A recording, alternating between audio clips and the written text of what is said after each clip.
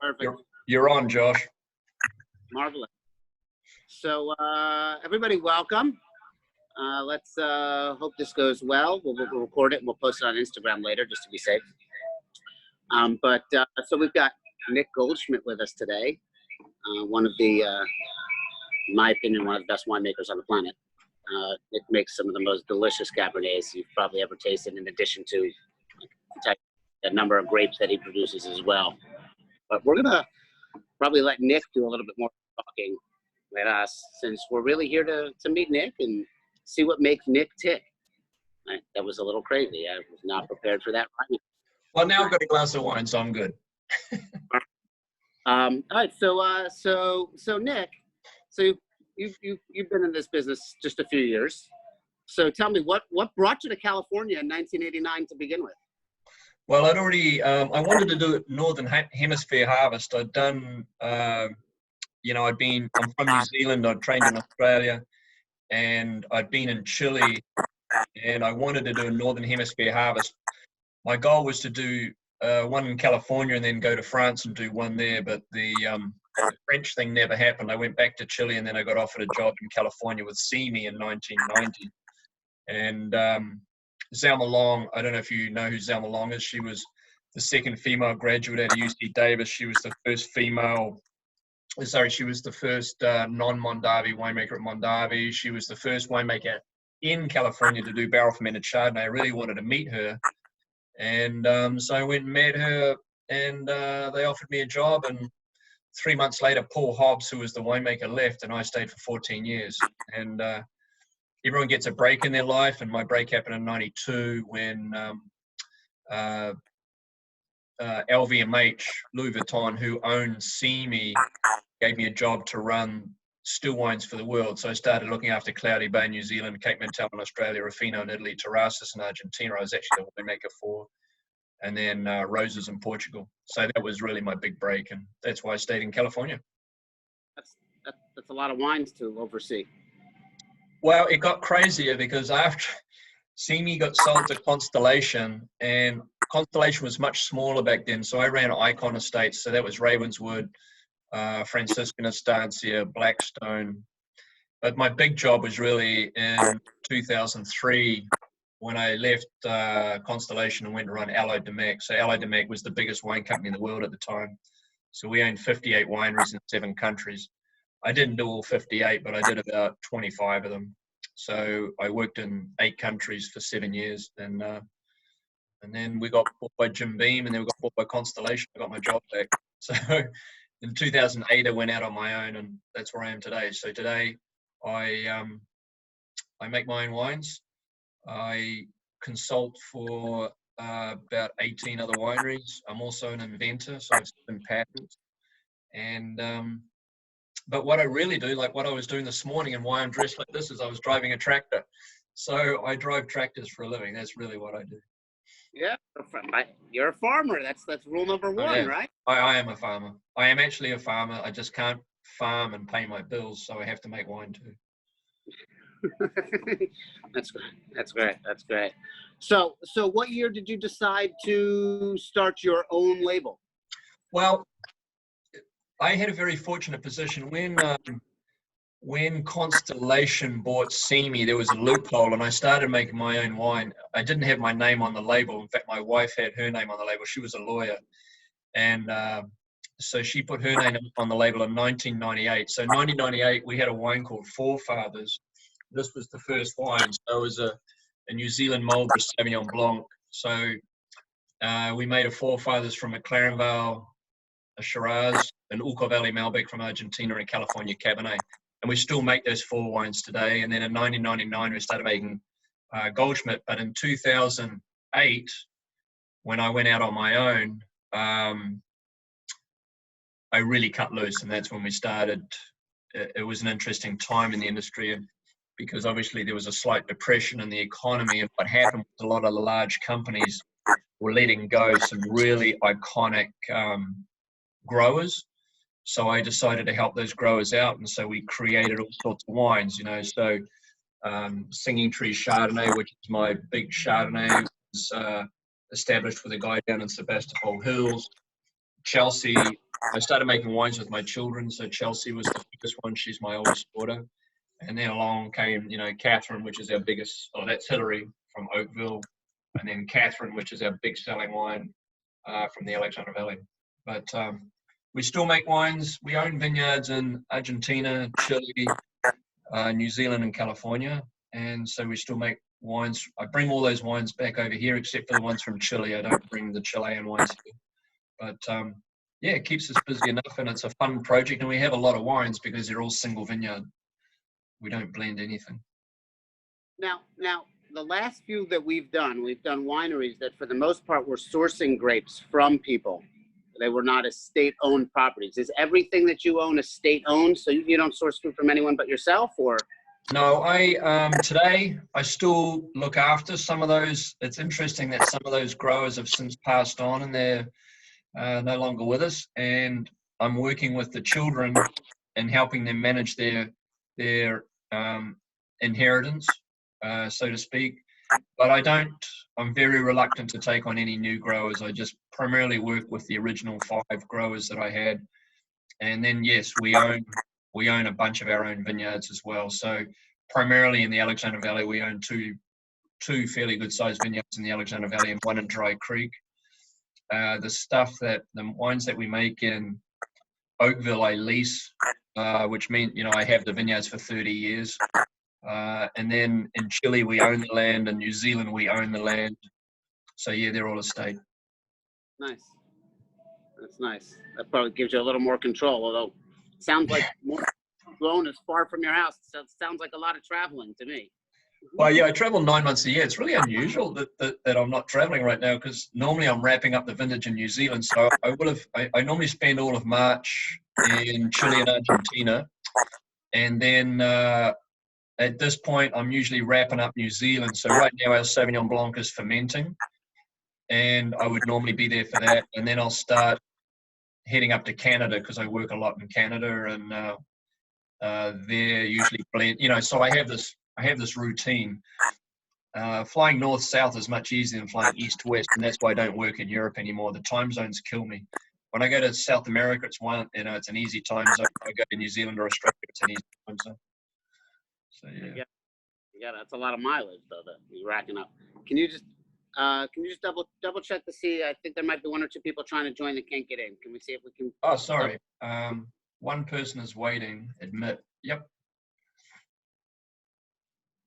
Awesome.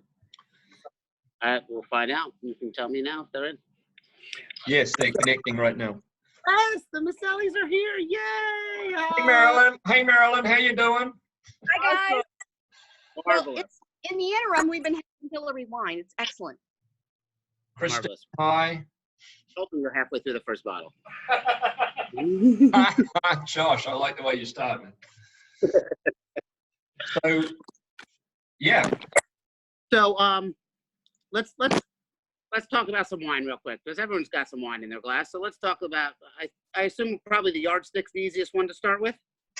Yeah, well, the yardstick is yardstick is an interesting wine. It's a joke. I don't know if I have a bottle here in front of me, but for those that this one, I got one. Okay, if you got one in front of you, if you look at the label, so the yard, because you can see. I mean, I'm a scientist and I like to draw stuff, and I do these long seminars and all that, but the yard stick or the yard is a derogatory term about the lack of metric in the last 2 imperialistic countries in the world, which is the UK and the US.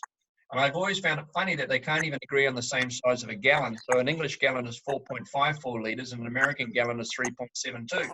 So they can't even agree on the same size of a gallon. So just as the yard is the old measurement for distance, Napa Cabernet is the old measurement for quality cab, in my opinion.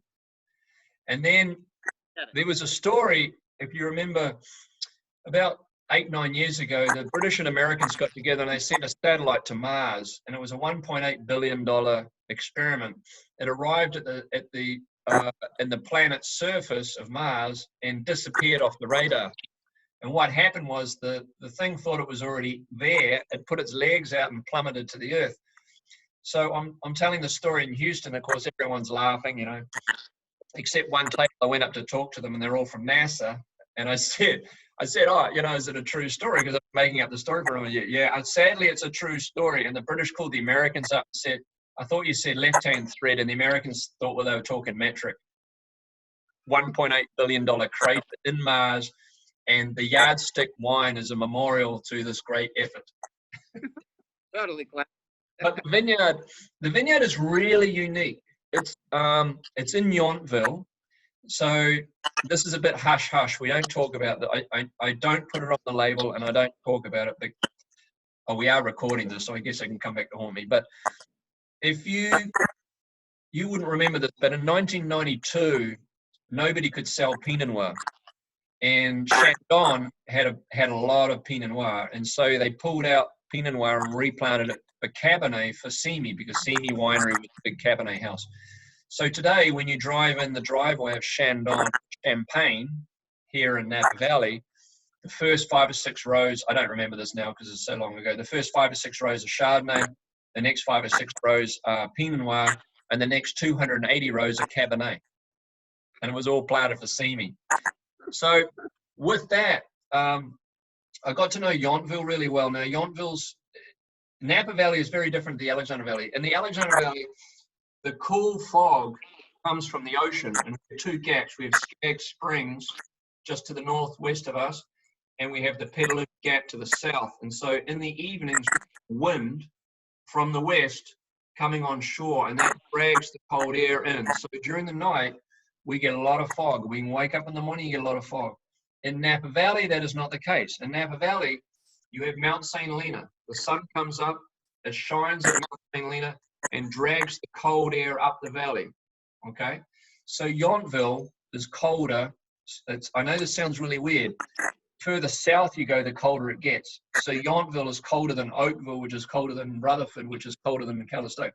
So that's why Calistoga is so hot, because it takes a long time for the cold air from San Francisco Bay to get up there. So that's when I started discovering Oakville. And Oakville's a pretty big deal for us. I mean, Hillary is our big selling wine. In fact, can I share my screen here for a minute, Josh? Yeah. I'm going to, I can, let's see if I can, first thing I have to do is share the sound, sorry. And then, so this is the Hillary label, and it's an Oakville. This is the best value Oakville on the market. So Oakville, the cheapest Oakville wine that you can buy is Mondavi at $75. If you buy Hillary, it's going to be about $55. The next best value is Game Ranch, believe it or not, which is also from us, which is about $85. But here's a little quick video of the vineyard.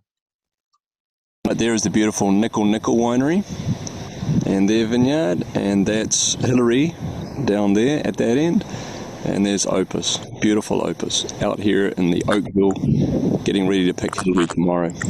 Cabernet Sauvignon, Oakville, Napa Valley. So you can imagine that if, you know, when Kim Jong-un drops a nuclear bomb in California, we all run to the bunker, and you show up with one of these $500, $350, $80 wines from Oakville that you just saw, or 3 6-packs of Hillary, guess who they're going to let into the bunker? Here's a little explanation of the vineyard as well. Good morning, Nick Goldschmidt here, winemaker for Hillary Goldschmidt, Charming Creek Oakville Cabernet. What makes this vineyard unique? Well, clusters, of course. Beautiful small clusters, open, and you can see each berry individually ripens.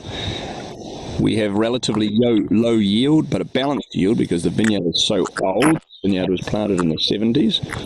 And we have nice organic material covering the vineyard. So we have not disked it in, and so we have a good build-up of organic material, which means better water penetration and better, of course, for the soil. Anyway, so beautiful Cabernet out here.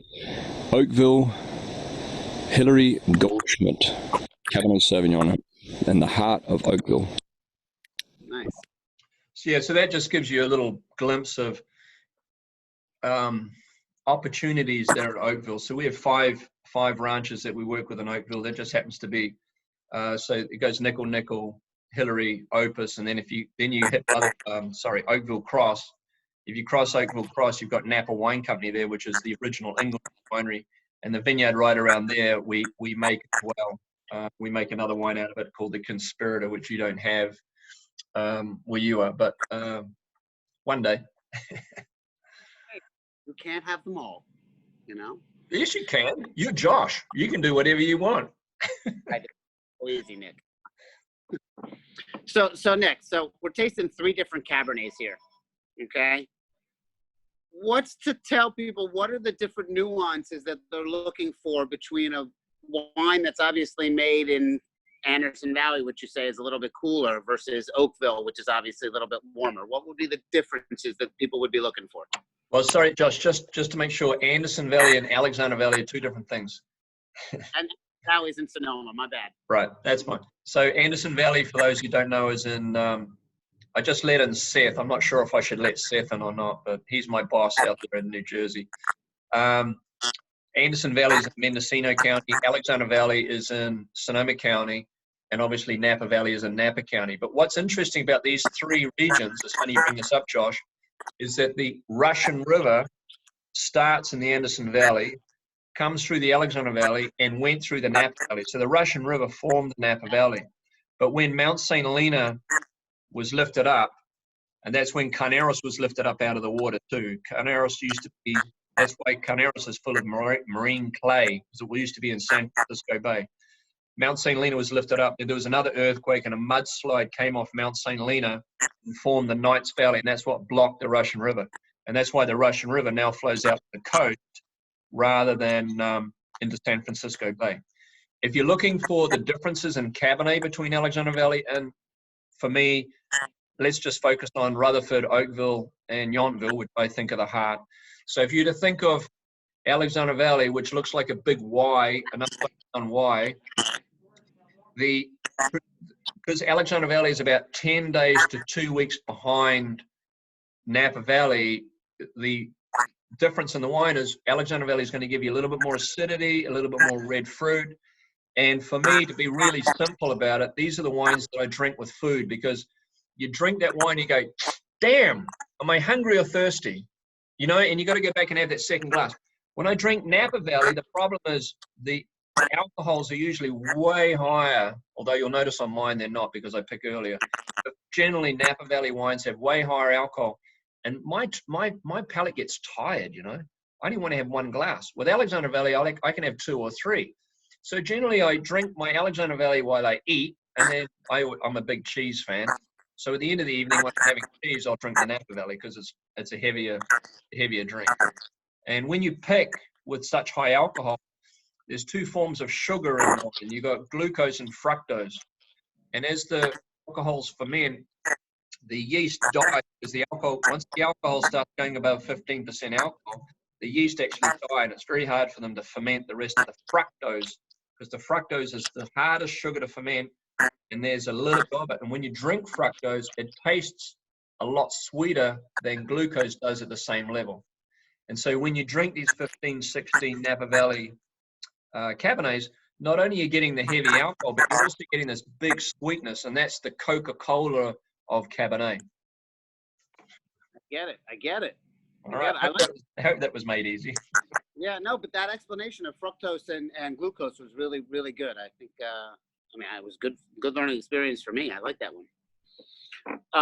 So the lighter style wines you pair with lighter foods, and maybe the Oakville or something you're talking this. No, I wouldn't look at it like that. Josh, some people can look at it like that, but I wouldn't look at it like that. I look for, it's like when I drink, to me, it's all about, you know, we can all drink 1 glass of anything. The thing is, do you want to have that second glass? And to me, wine is about, you know, not only what's the best wine you've ever had in the world? Well, the best wine that you ever had in the world was in a great evening with some great people, fun time. Maybe there was some food, maybe there wasn't. I don't know. It's all about the experience. And being able to have that second glass is really important. So I find Alexander Valley more drinkable than Napa Valley in general. And it's the same thing with New Zealand Sauvignon Blancs, you know, we make these Sauvignon Blancs at 12.5, 13 alcohol. Whereas who the hell grows Sauvignon Blanc in Napa Valley? It's crazy. It's too damn hot, you know? So it's horses for courses, you know? It's up, and I'm not telling what's right and wrong because everyone has their own opinion. God forbid the wine writers actually ever sit down and had a glass of wine with you. You know, you should never let anyone tell you what to drink. You're the only person in the world that has your own palate. No one can replicate it. That's right. The good wine is the wine you like, and the bad wine is the wine you don't like. It's the only rule you need to know, right? Yeah, well, you always end up with stories. You know, someone said to me the other day, "Oh, Nick, I had a bottle of Fidelity Zin the other night. I didn't like it that much." I'm like, "Why? When did you have the first bottle?" "Oh, it was Friday night. I just asked my girlfriend to marry me. Blah, blah, it was fantastic." "Why? When did you have the second bottle?" "That was Monday. I just finished a long, shitty day at work." Well, there you go. You know? Right. It's of the moment. Absolutely. 100%. And it's also true. Okay, I don't like Gruner. I went to Austria. I love Gruner. So Right. it's when you're there, man. When you're there and you're experiencing it, and it's the best wine you've ever had in your life. And you pick up a 6-pack and you bring it back to California and you open it. You know, I've got some kids I've got 5 kids, and one of them's a winemaker. And you go, "Dad, this is shit." And it's true. I mean, the wine was not that good. But when I was in Vienna, it was fantastic. I was surrounded by the people and the wine and the food, and everything was fantastic. And then you come back to your point of reference, and it's not quite the same, you know? No, I agree. It's absolutely true. Wine is definitely it's definitely an of the moment type of beverage for sure. Agree. I'm gonna put this one down and reach for a second glass. You all right? You got any tasting notes if I reach for this lovely glass of Catherine that I got here? Well, Catherine's are really cool. I'm gonna just drop my screen down a little bit, and you can see the story here. So let me line this up first. All right, so you can see. Can you see that? Yeah. All right, so sorry, I have a little box here in front of me. Okay, so Chelsea was the first wine that we ever did, and I just want to quickly show you 2 of the heads face one direction and one faces the other direction. You guys see that? Yes. So Catherine faces the other direction to Chelsea and Hillary. So the story goes that in 1988, I'm sorry to age some of you guys. In 1988, I was living in Chile. Pinochet was in power. And Pinochet, to control, you know, I don't know if you remember who Pinochet was. He was the dictator. But the way he controlled people was that he would cut electricity off, he would cut fuel off. And so making wine without electricity was really hard. So we did what we needed to do. And I was telling my children about this, how we do it. And so we started making wine in 2000. I got the 5 kids to come and pick half a ton of grapes.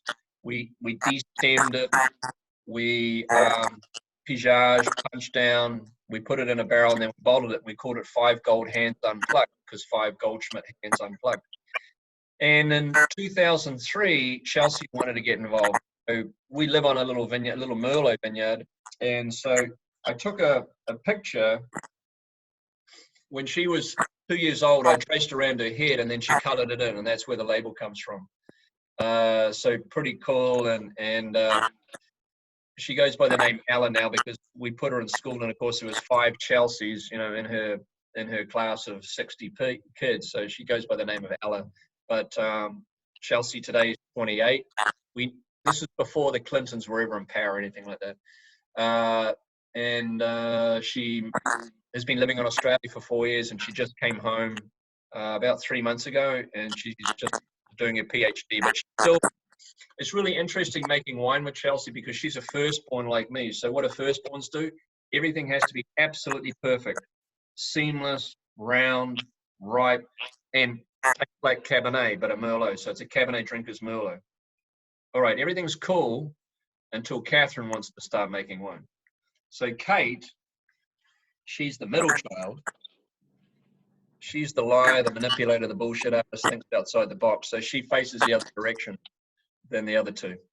And this vineyard used to be Semi's Reserve Cabernet Vineyard, or right next door to it.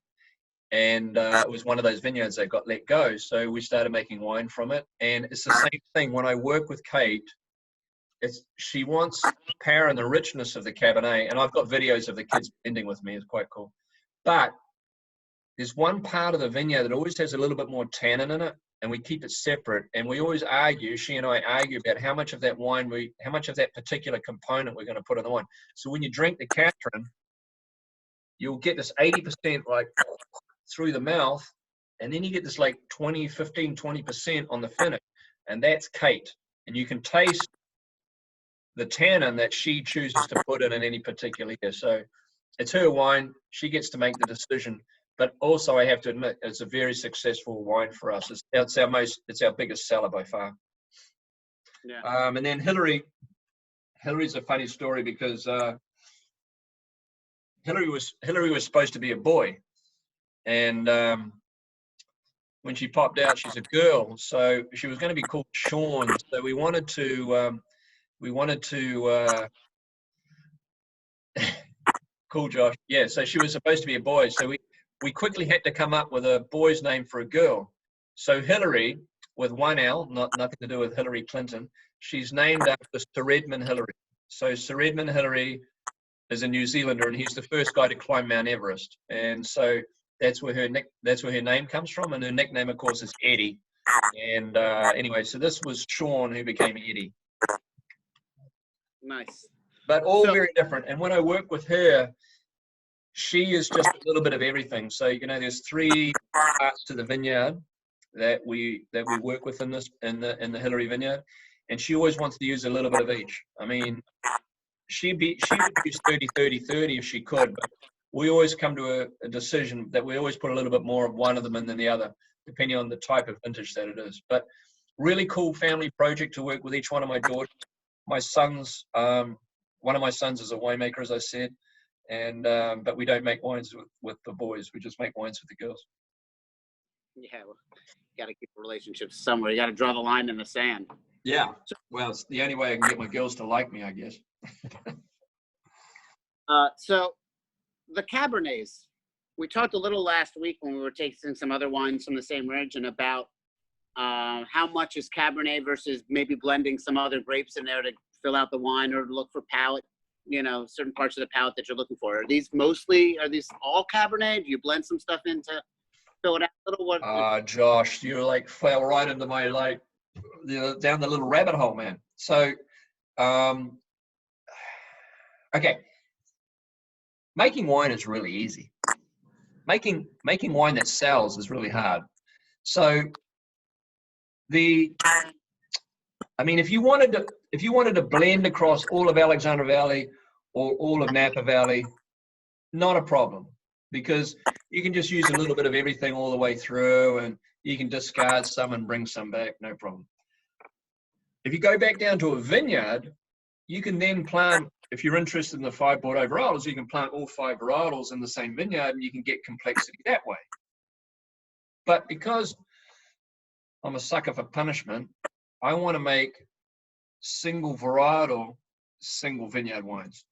And so I make I've got a whole seminar on site-specific winemaking and how we do that. And I'm sure I don't want to bore your audience, but I can send you a link of one of the other videos that I did of this. But basically, we take the vineyard and we break it up into soil types.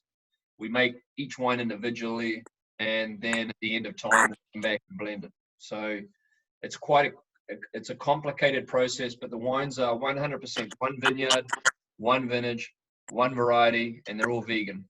So those are the 4 V's that we live by.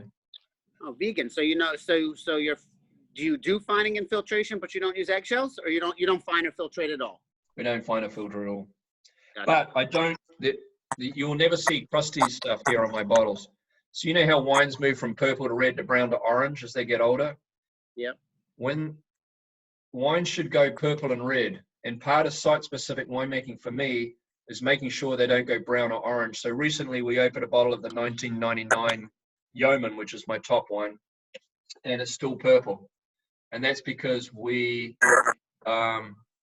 get the tannins to, well, the color to fall out during this process that I use. So the basic compound, the thing that makes a wine purple, if you remember back to your maltodextrin 3 glucosides and your flavanols when you're a chemistry kid, okay, there's 3 benzene rings and there's a couple of hydroxyl ions that hang off that thing, OH. They're important because you put 2 OHs together and becomes a water molecule, H2O, plus another oxygen molecule.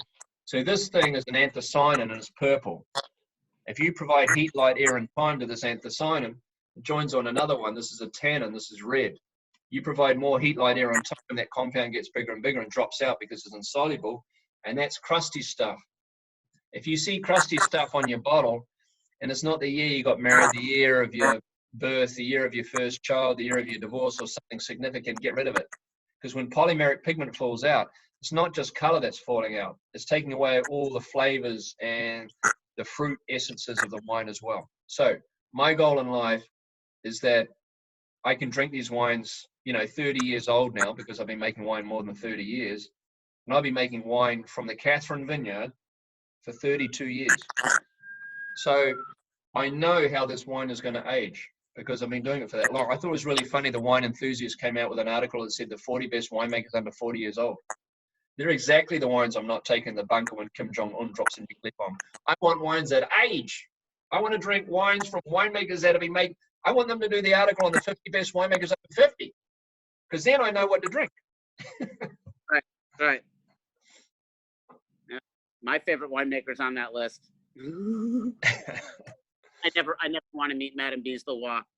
I don't want to my shroud of mystery about her. Oh, that's great. No, this is the wines are delicious. I love the testament to the power and force of just the Cabernet grape by itself. It really shines through nicely. I love it. Thank you. Which one are you drinking right now? Right now, I'm drinking the Hillary. Beautiful. That's the 15 or the 16 that you've got there? This one is the 16. Yeah, so 16 is the last of the drought years. Obviously, 2012 is the best vintage in recent memory. Well, there's been a lot of good vintages in the 32 years I've been here, but in recent times, 2012 was the last great vintage. And then we had 13, 14, 15, 16. They're all pretty much the same. 13 crop was a little bit heavier, but they're all the drought vintages. And when you have a drought, when they're drier, the berries are smaller, a lot of concentration. And then 2017 has got the better acidity because it was an early vintage. 18 is the big flash in the pan vintage, and 19 is a little bit more like 16. And we're heading into another drought right now because we haven't even had 30% of the rain we normally get in California. So we are going to struggle going forward. And they say that we're in the middle of the 150-year drought. I don't know, but only 75 more years to go. Yeah. The 16 is a good vintage. I really like the brightness in the 16. I think it's better than the 15. 15 was a little bit more, when we released it was very flashy wine, easy to drink, powerful. But 16, it's always the elegant vintages that win. Like if you sit down 20 years from now, 15 will always score better than 16 when it's released. But 20 years from now, when you sit down, the 16 will be better than the 15. I always remember 85 and 86. 85 and 86 were two of the best vintages ever in California. 85 was the big, flash, rich, powerful, and 16 was the elegant, seamless, supple. Never scored as well as the 15, but you sit down and drink those two vintages now. 86 kills the 85. Interesting. It's like, that reminds me of like the 82, 83 Cheval Blanc battle, right? Everyone wants the 82, but the 83 for one money is probably 9/10 the wine.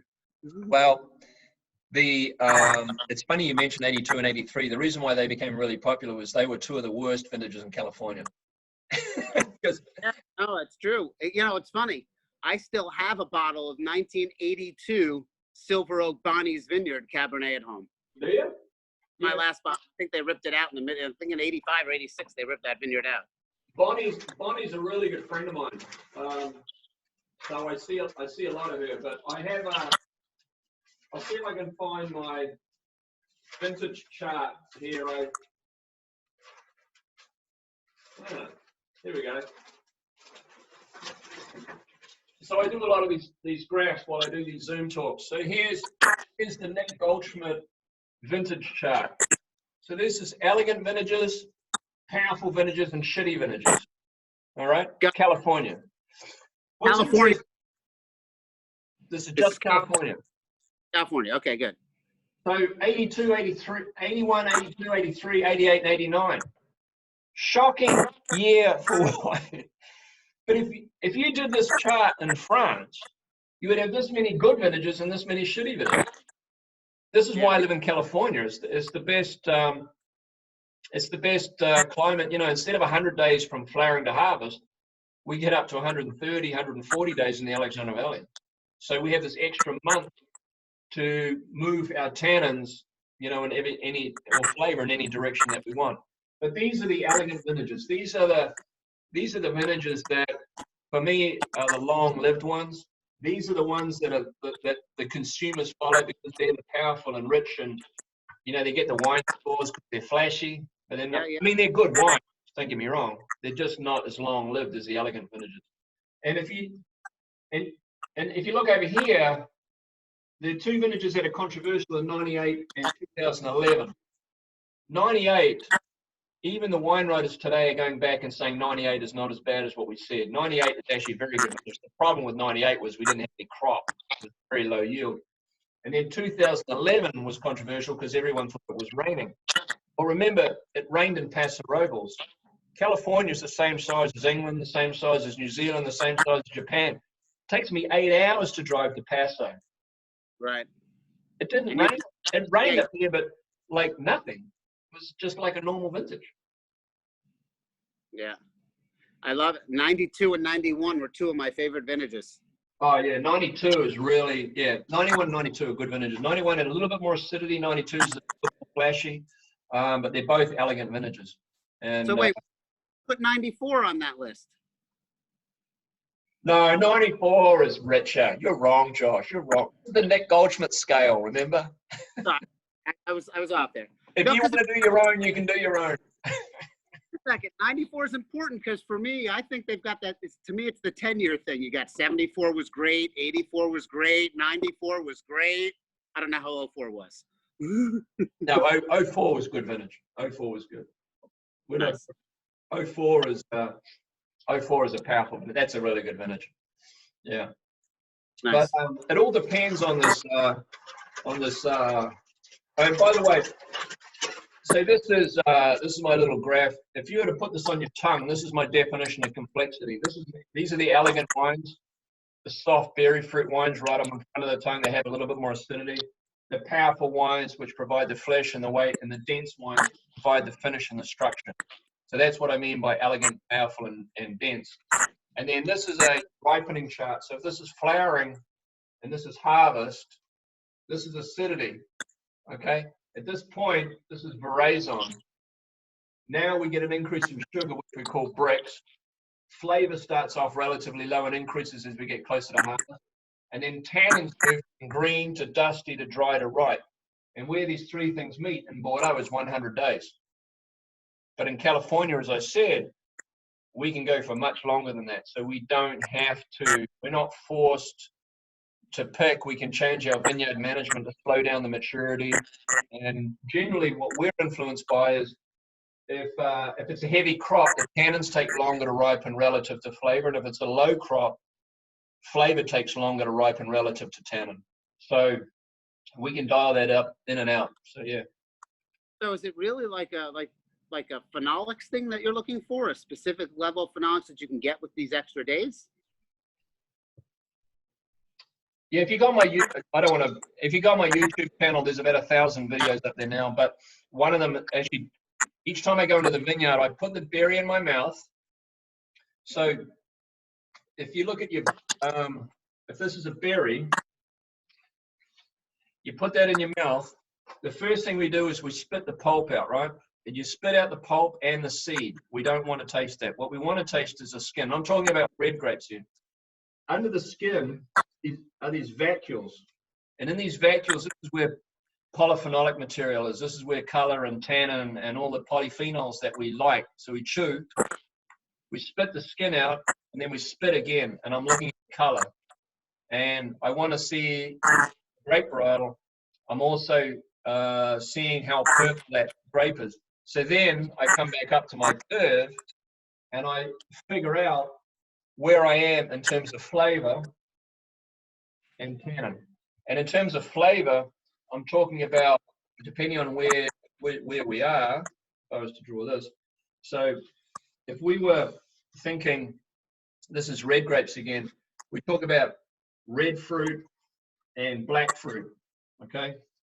So the blackest fruit you can get is a black currant. So it goes black currant, blackberry, black cherry, plum, and then the midline is blueberry. Then you go into raspberry, loganberry, strawberry, red cherry, red plum, you know, strawberry. So you've got to be thinking about, okay, I'm standing in this vineyard, which I've been making wine from for 15, 20 years. I know I'm going to get to the plummy stage if I don't pick sooner. I want to be in the red cherry stage. I'm going to pick now. I think the tannins are a little bit, they could be a little bit coarse or they could be a little bit ripe. So I've got to change my winemaking process according to how that particular year. And I'm also looking at the date, the time of harvest as well, because if it's closer to, my cutoff line is always August 15. The closer I am to August 15, the less extraction I want to do in the winery, because I know the tannins are going to be drier. So that's what I'm trying to push into September and preferably October for Cabernet, because I know the tannins are going to be more supple and more round. I can extract them with free wheel than I would normally. It sounds to me like that the hard decision to make is figuring out exactly what day to pick to get the exact that you're looking for. And that's why you can't drink wine from young winemakers. Right. Because you got to have at least 10 years of experience in any vineyard to get it right. Yeah, that's funny. There's this very similar conversation I had with, Dari Osborne. Oh, of course, yeah. I had the same conversation with him on a train. That guy's got, 70 something vintages under his belt. That guy's amazing. Yeah, no, it's so true. Actually, if you count my northern and southern hemispheres, I'm over 60. Okay. We'll take it. I'm not quite that old though. I don't have 70 of the same country. That's true. Nice. So we're gonna get ready to sign off in a minute, but I want to thank Nick for coming out and more importantly for making such absolutely delicious wines. Thank you so much, Nick. Cheers to you. No problem. We actually end this, Nick. Last week we started a new thing. We end with a quiz question. So I'm going to give these people a little quiz question, give them a chance to call in and see if they can win themselves a gift certificate to Rosie's. And the question would be pretty easy for you, but I think we'll see how they do. Question is, what two grapes is Cabernet Sauvignon a hybrid of? Does anybody know the answer? I'm waiting for the phones to ring. Nick, cheers. Hello. Thank you so much, Nick. I will talk to you soon. Beautiful. The next on the coast, we're drinking a bottle together and going out for steak, all right? You're on, man. You're on. I'm in. Thank you so much, Nick. Cheers. And I'll send you the link right now. Sounds good. I'll talk to you soon. I appreciate it. See ya.